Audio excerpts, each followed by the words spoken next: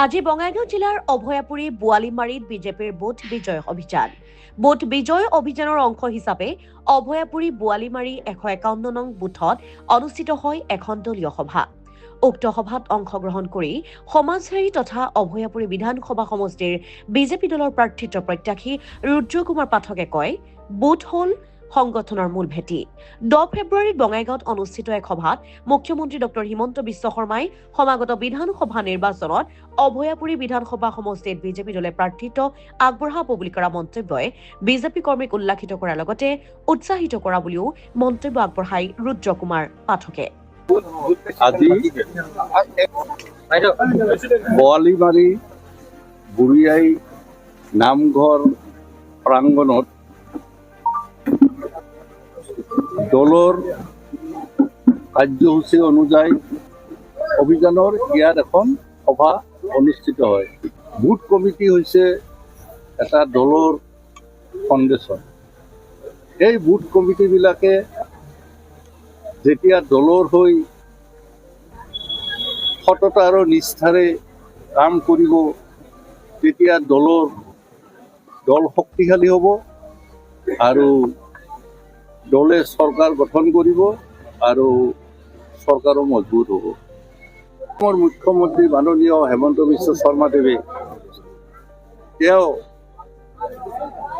এজন দক্ষ মুখ্যমন্ত্ৰী।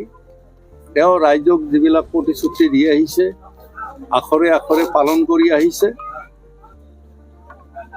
আৰু যিবিলাক আঁচনি হাতত লৈছে এইবিলাক ক্ষীপ্ৰতাৰে তেওঁ কাৰ্যকৰী কৰি আহিছে। তেওঁ আগতে কৈছিলে ভাৰতবৰ্ষৰ 5খন উন্নত ৰাজ্যৰ লগত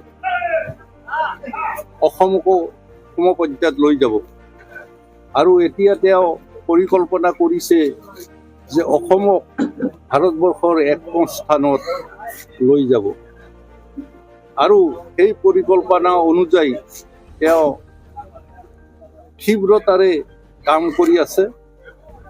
আপোনালোকে দেখিছে 10 বছৰ আগত অসমৰ কাৰণে এটা কলা দিন আছিল, য'ত আমাৰ দুখীয়া ল'ৰা ছোৱালীবিলাকে চাকৰি নাপাইছিল, কাৰণ টকা নহ'লে চাকৰি নহয়। সেই সময়ত আমাৰ ল'ৰা ছোৱালীবিলাকে পঢ়াৰ প্ৰতি এটা অনীক্ষা আহিছিল আৰু পঢ়াৰ মানদণ্ড নিম্নগামী হৈছিল যে আমি লেখা পঢ়া কৰি কি হ'ব, আমিতো চাকৰি বাকৰি একো পাবা নহয়। কিন্তু আজি তেওঁলোকে বিনা পইচাই আজি চাকৰি পাই আছে।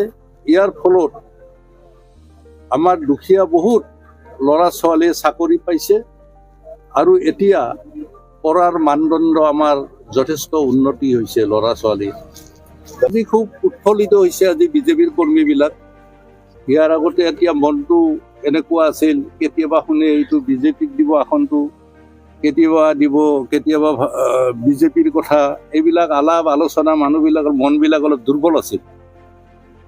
আজি ইমান দিনে বিজেপিৰ প্ৰতিনিধি হিচাপে ভোট দি পোৱা নাই আমাৰ ৰাইজে।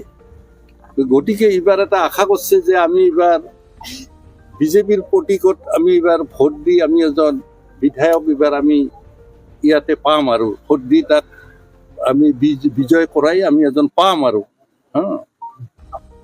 পাৰ্টিত্ব প্ৰথা কি হয়, এতিয়া ইয়াতে 9-10 জন পাৰ্টিত্ব প্ৰত্যাশী আছে।